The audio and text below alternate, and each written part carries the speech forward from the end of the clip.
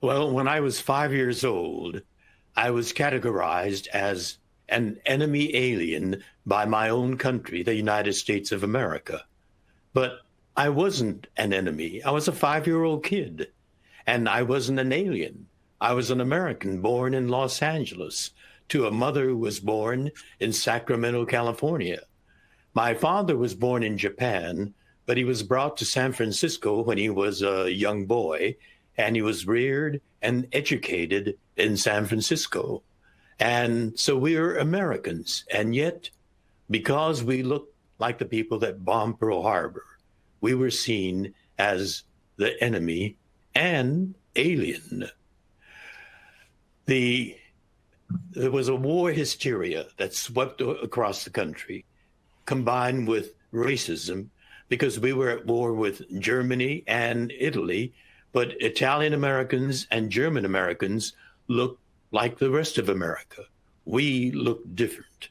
And so the President of the United States got swept up in that hysteria. The very same president who in the 1930s, in the depth of the Depression, said, there is nothing to fear but fear itself. But he was swept up in the fear and hysteria, and he signed an executive order numbered 9066, which ordered all Japanese Americans on the West Coast, even orphans. Orphanages were raided. We were to be rounded up and put in barbed wire prison camps in 10 of the most desolate places in the country. I remember that day. It was a terrifying day. My brother and I were told to wait in the living room while our parents did some packing in the bedroom. And we were just gazing out the living room window when suddenly we saw two soldiers marching up our driveway, carrying rifles with shiny bayonets on them. They stomped up the porch and with their fists began pounding on the front door. I was terrified. I thought the whole house was trembling. My father came out of the bedroom, answered the door, and literally at gunpoint, we were ordered out of our home.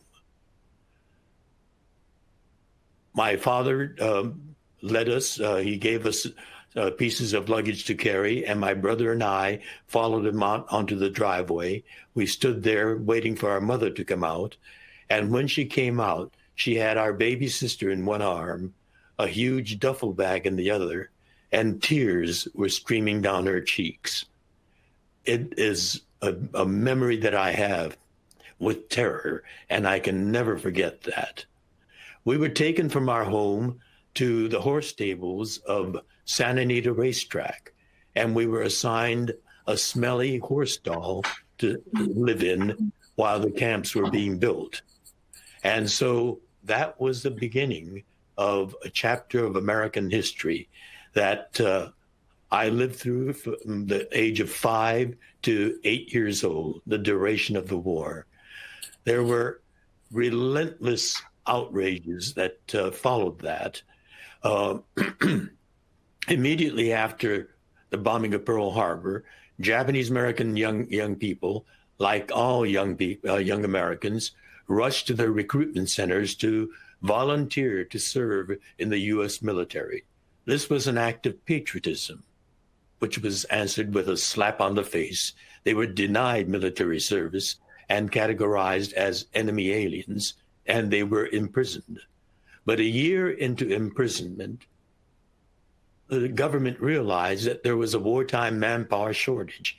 And here were all these young people that they could have had, but had been categorized as enemy alien. They wanted to draft us.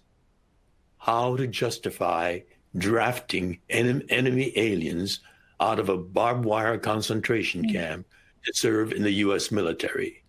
Their solution was as outrageous and as cruel as the imprisonment itself. It was a series of questions, but two questions turned all 10 camps into turmoil. Everyone over the age of 17 had to respond to that questionnaire. Question 27 asked, and I'm paraphrasing, it essentially asked, will you bear arms to defend the United States of America? My parents were being asked to bear arms, to abandon their children and bear arms to defend the nation that was imprisoning their children. It was outrageous. They answered no to that. The next question, which was the other key question, asked, and it was one sentence with two conflicting ideas. It asked, will you swear your loyalty to the United States of America and forswear your loyalty to the Emperor of Japan? We didn't have that loyalty to the emperor. They presumed, just because of our faces, that we had a loyalty to the emperor. So if you answered no, meaning we don't have a loyalty to the emperor, that no applied to the first part of the very same sentence. Will you swear your loyalty to the United States? If you answered yes, meaning I do swear my loyalty to the United States, that applied to the second part of the same sentence, meant that you were confessing that you had been loyal to the emperor and were now prepared to forswear it and re-swear your loyalty to the United States. It was an ignorantly put together loyalty questionnaire.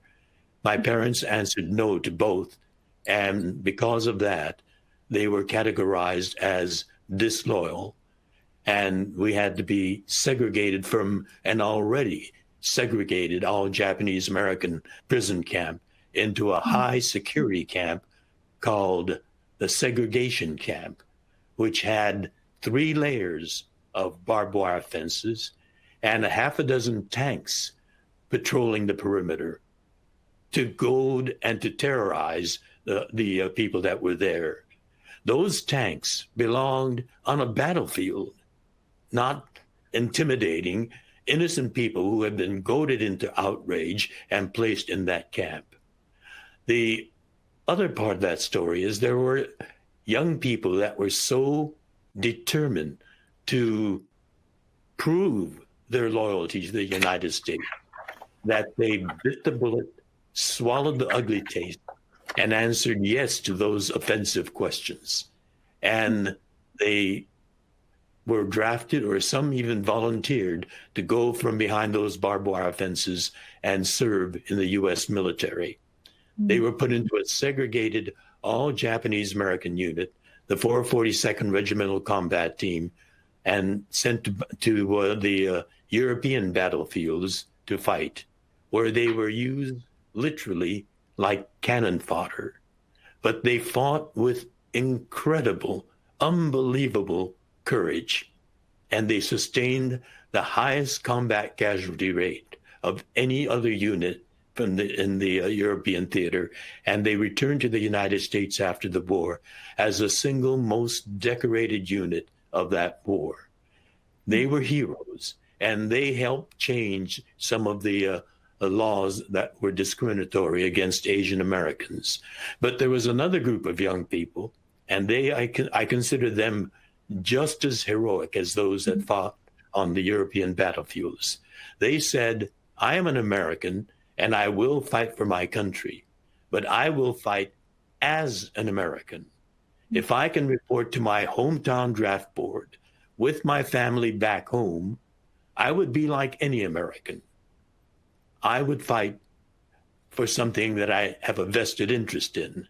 I will fight as an American, but I will not go as an internee, leaving my family in imprisonment to put on the same uniform as that of the sentries in those towers guarding over my family. I will fight as an American, which is a genuine American stance. It was a courageous stance. And for that, they were tried for draft evasion and found guilty and transferred from an internment camp into Leavenworth Federal Penitentiary, where they fought on a different battlefield behind those concrete walls of a federal penitentiary. They were insulted, assaulted, but they stood firm. And many of them knew judo and they taught a thing or two to those people. And they stood strong as principled Americans. And I consider them heroic Americans.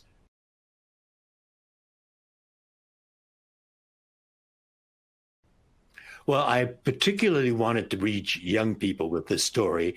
In 1994, I wrote my autobiography, but I wanted to reach young people because they're going to be the voters of tomorrow and hopefully the movers and shakers of tomorrow.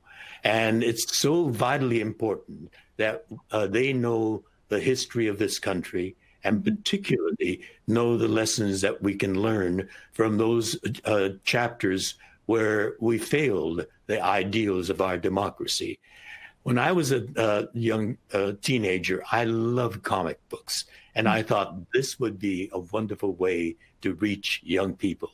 And so we did it as a graphic memoir or a comic book memoir, and told the story of my childhood imprisonment from the vantage point of an irresistibly adorable 5-year-old me. And I have actually fond memories of my imprisonment in the first camp we were sent to in the swamps of Arkansas. And so I shared some of that, the innocence of a child. And at the same time, I shared what I saw of the anguish and the outrage that my parents were sensing. And as I grew up as a teenager to learn about what they went through from their vantage point, as well as my father's was a particularly believer in the strength of the ideals of our democracy. And I learned about our democracy from my father as a young teenager.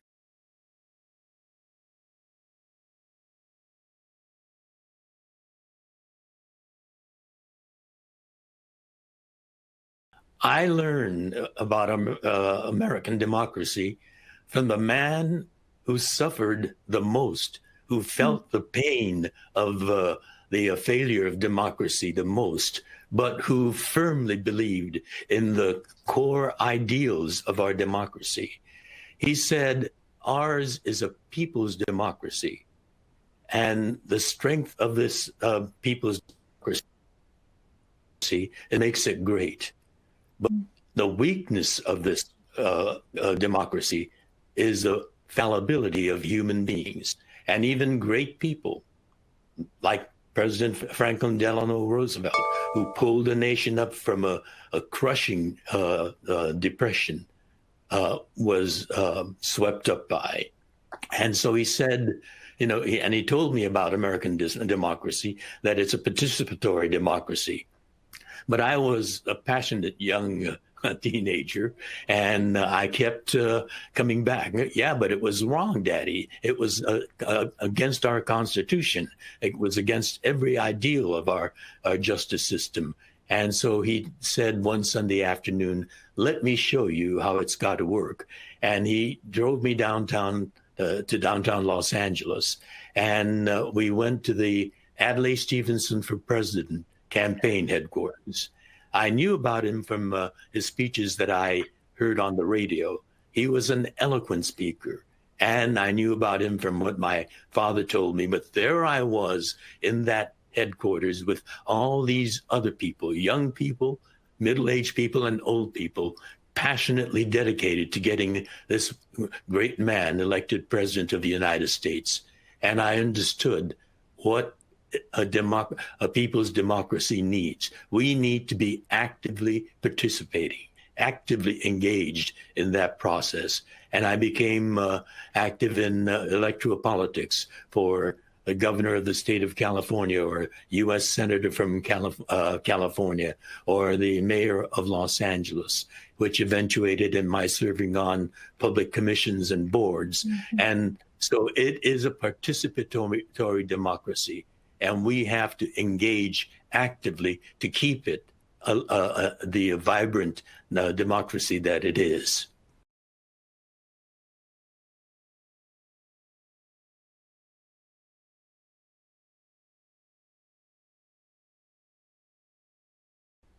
Well, there's that often quoted phrase from George Santa Anna: "Those who can't remember history are condemned to repeating it." It is so important to know our history particularly because it's a people's democracy. And as my father said, it's both the strength and the weakness, the fact that it's a people's democracy. We have the capacity to do great things, and we have a history of that. But it's equally important for us to know when we faltered in history. And so we need to know the history of the civil rights movement, or the treatment of Native Americans, and certainly for me, the treatment of Japanese Americans during the war, innocent people who had nothing to do with Pearl Harbor being scapegoated. And because we still don't know that history, we're repeating it, and under stressful circumstances. And it's understandable. People have lost their jobs. Some people have sold their cars to get some extra money. People are desperate. And when you're hurting like that, you want to lash out, find some person that you can lash out at, to personalize that, to find a scapegoat. And we happen to look like the place where the coronavirus started from. And so Asian Americans, and people can't tell the difference. You know, we're not a monolithic group, Asian Americans. We come from different cultures. Some have been here much longer generationally, and others are newer immigrants. But yet they see us all as the same, and so they lash out at people that look like the Chinese, when the Chinese had nothing to do with it. They suffered it from they were the first to suffer from this. And then we have a reckless, a completely pusillanimous president continually use that phrase, Chinese virus, and he got a blowback from it. It was so intense that he had to make a separate little commentary on his so-called press conference, saying that Asian Americans are good people. We shouldn't lash out at them. But it was too late. He blew the dog whistle, and the haters are now acting on it.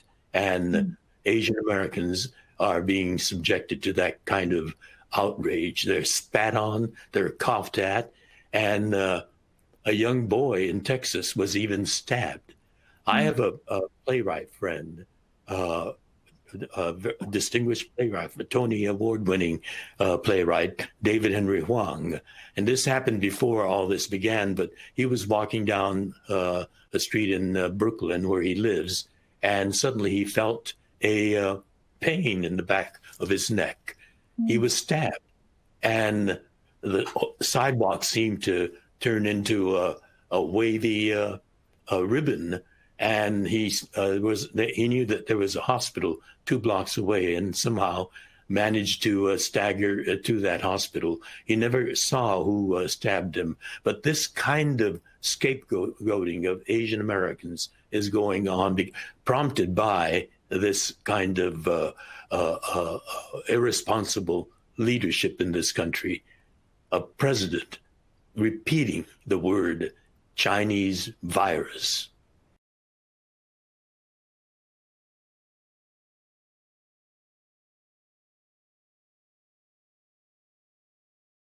I owe my activism on all these issues. I was active in the civil rights movement, in the peace movement during the Vietnam War, because of a very special man that I had as my father. As I said a little bit earlier, he was the one that went through the most painful parts of the internment experience. And yet, because he believed so firmly in the best ideals, the shining ideals of our democracy, that he wanted to impart that to me. And as I said, he took me downtown Los Angeles and Adlai Stevenson's campaign headquarters. And there, surrounded by all these other people who were so dedicated, giving every moment of their free time, and some even gave up their employment to work in the Stevenson campaign. And so I had my father's good guidance, but also the guidance I got from the people I worked with in the campaign. And for me, for a young teenager, idealistic teenager, it was inspiring and it was fun at the same time. And so I became active in the political arena. But it is so important that we understand that our democracy can be so fragile as human fallibility. And for the ideals to be alive, it requires our active participation. Young people, middle-aged people, and old people that I saw at that campaign headquarters, all of us. And it's going to be particularly important this year when we have a vitally important, it could be a devastating election. I want it to be one where we can be proud of our democracy. And it's going to depend on so many of you all participating. I didn't have the franchise. I was too young when I was first introduced to the Adlai Stevenson campaign. Finally, when he tried for the third time, I had the franchise. I was able to vote for him. But with no vote, I was volunteering because I understood the importance of our participation in our people's democracy. It is a fearful time right now at being Asian American. And it's at times like this that we need to have that thing called courage. I think it was Franklin Roosevelt who said, courage is not the absence of fear.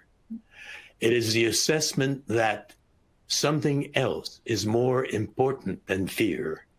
And yes, it is a fearsome time, but we can't let the haters, those people that look for scapegoats, to have their way. It's times like this that we have to be the strongest in order to make our democracy really true.